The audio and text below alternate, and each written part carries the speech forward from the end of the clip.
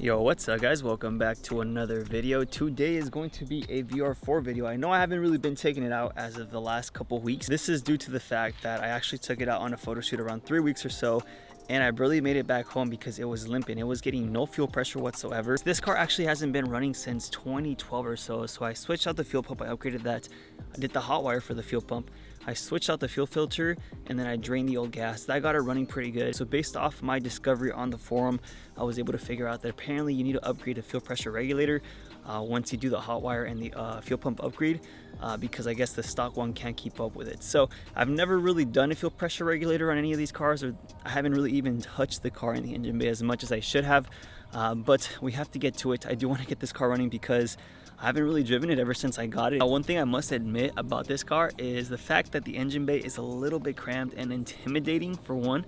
As you guys know, I pretty much modified this car aesthetically pretty well, but when it comes to the engine bay, it has no love. So I guess the only way we're gonna get through this is by getting our hands dirty, learning as we go, and getting comfortable with this platform. When it comes to DSMs or Evos, I'm comfortable any day. But this car is a little bit scary for me, so I will be learning just as much as you guys today. So let's find out how to take off this fuel pressure regulator. I'm gonna show you guys the engine bay just so you guys have an idea. Look at this. This thing is hideous. Just by looking at it, I'm pretty sure this is the fuel rail. So I think this here is the fuel pressure regulator. So I'm gonna try to figure this out, start taking things apart. I'll put you guys on the GoPro. And once I figure out how to take it off, I'll basically tell you guys how to do it. So yeah, let's get started.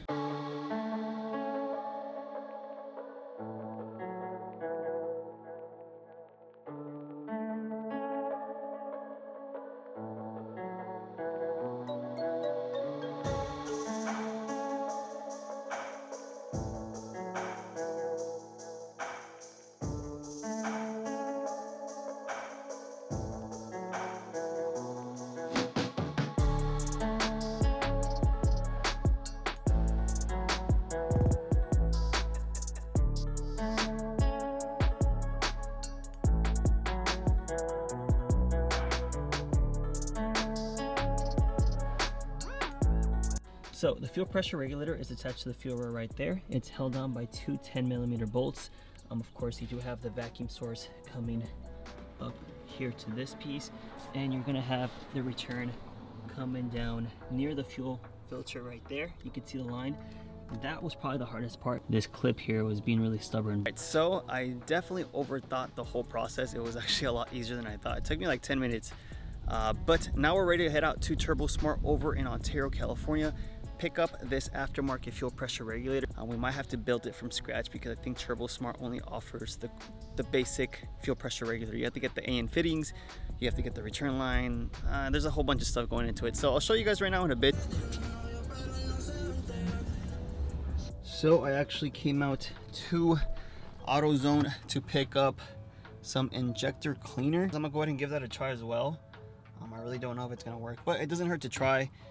If the car's basically still running iffy after that, I'm actually gonna go ahead and take off the injectors and get them clean with an actual injector cleaning machine, whatever. So that's the only thing I could think of.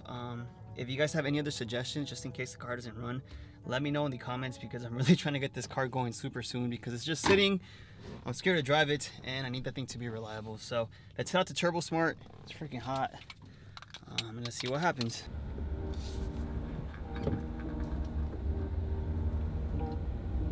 Pretty sure Will calls in here. Yeah. We got a Miata. Thing's clean. What's going on, guys? This is Rich. Give us a quick explanation when it comes to fuel pressure regulators and why it's a good upgrade to the stock one. Yeah, so oftentimes the stock regulator you can kind of see the difference in terms of sizing and what it can handle. This can't necessarily handle the flow of a high performance application. When you go in higher performance, upgrading turbo, doing all these different modifications, you're gonna need to support the system with more fuel, right. And more fuel means bigger lines for less restriction, and so on and so on. So that's what these regulators are for. In this case, this fuel pressure regulator, or just all of our fuel pressure regulators in general, have the closest 1-to-1 ratio between boost pressure to fuel pressure on the market. Okay. So what that means is when you're increasing 1 pound of boost pressure, you're now increasing 1 pound of fuel pressure, rather than it being like a 2-to-1 or a 3-to-1 ratio, making it a lot less predictable for tuning. So gotcha. this 1-to-1 ratio will help a lot more in terms of setting up your car. But the diaphragm inside of here can also support regular gasoline, pump gas, E85, yeah, alcohol, nitromethane, diesel. For the race boys. Yeah, for the guys that are in that 2,000, 3,000 plus horsepower range. Yeah, that's awesome. So cool. I don't know if you're ever gonna get there, but not on that possible. car. So huge shout out to Richard from Turbo Smart. At this point, we're gonna have to basically build the fuel pressure regulator for the feed and return. So we do need some -6 fittings. Once we have all that set together, the fuel pressure regulator will be done. I will be letting you guys know what you need specifically for this setup.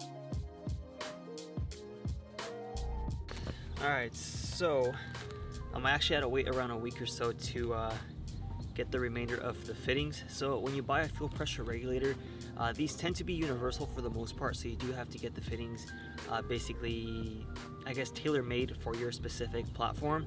So I went ahead and did some research, figured out what fittings we need for the 3000 GT's VR4s, so pay attention if you're trying to do this as well. So the fittings you need on the fuel pressure regulator side are called ORB fittings, which is basically these straight cut fittings with a little O-ring on the bottom.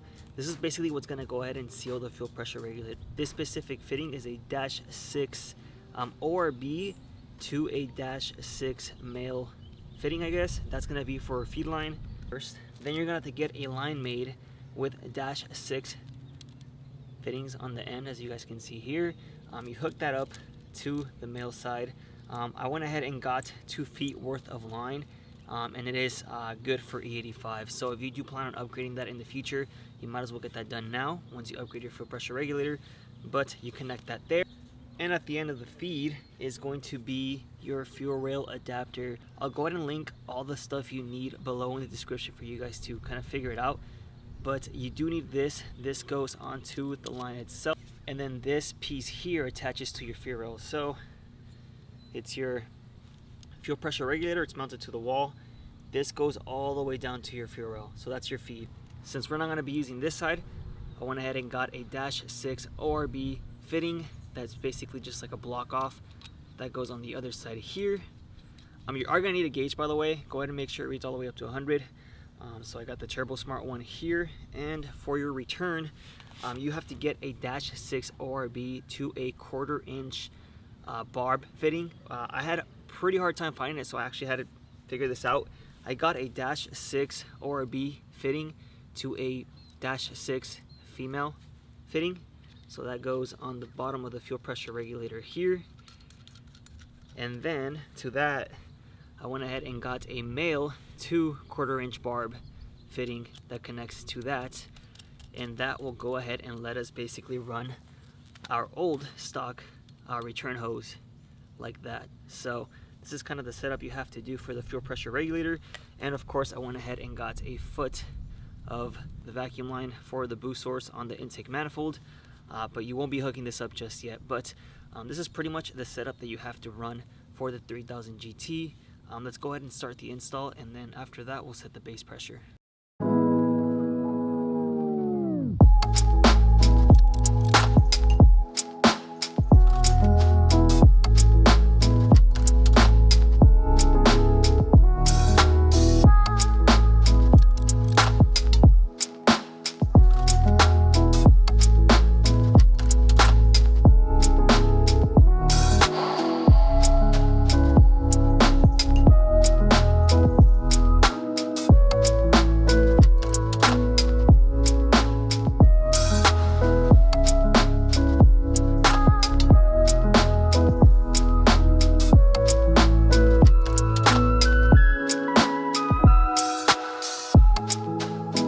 Alright, so I went ahead and hooked everything up, but I do want to go ahead and finish hooking everything back up and just checking for fuel leaks.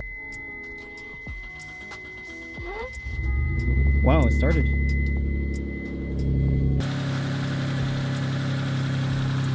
It's actually not leaking, surprisingly. No leak. Alright, so the current fuel pressure is currently at around 35 psi. It should be at a base of 43.5.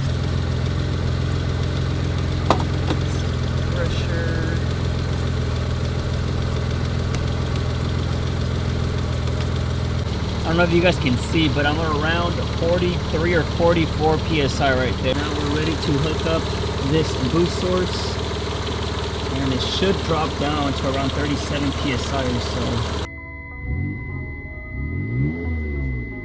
It sounds good. I just want to drive it. Part of me wants to go to the gas station, add this fuel stabilizer and letting it run for a little bit and see if that fixes the stutter, but part of me is also scared that it's gonna leave me stranded. So let's just do it for the video. Let's head out to the gas station, add this thing on, hopefully it cleans out the injectors, and then we'll see what happens. Doesn't hurt to try. Hopefully we don't get stranded.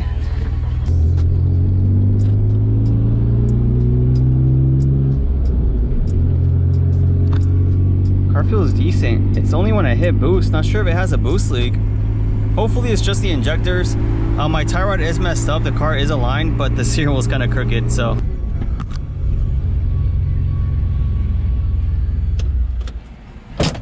Alright.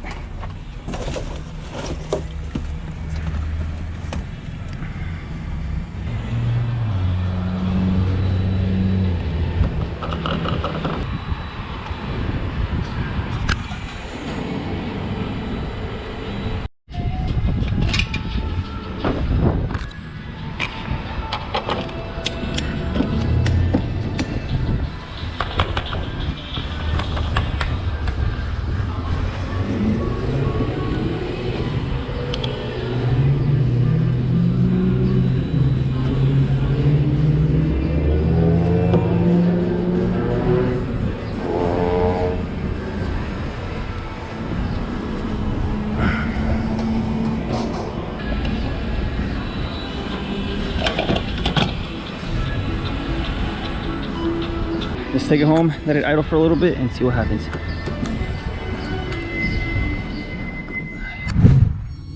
Alright, so I'm gonna let it run for like 10 minutes.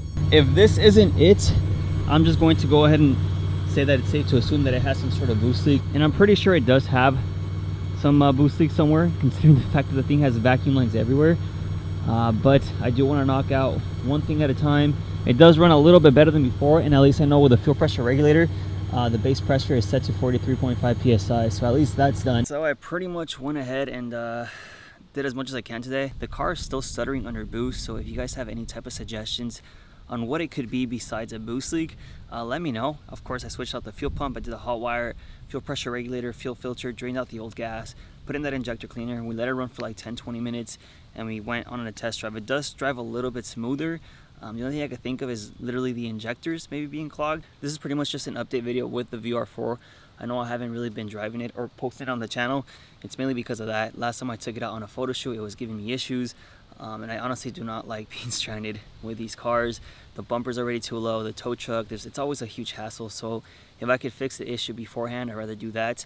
There is a meet coming soon with a couple of VR4 guys, so I was hoping to take it. So I'm hoping it's not a fuel issue anymore and it's more on the boost leak side, because that means I can still drive the car. And this will probably be all the way up until I can get a front mount intercooler kit. At this point, the aesthetics of the car is basically done. All that's left is a couple power mods, and from there I do want to move on to the Evo and go big turbo on that. Well, hopefully you guys at least got some sort of value with the fuel pressure regulator install. It was actually pretty easy. It's just finding all the parts and making sure that they fit. But besides that, make sure you like, comment, subscribe, and I'll see you on the next one.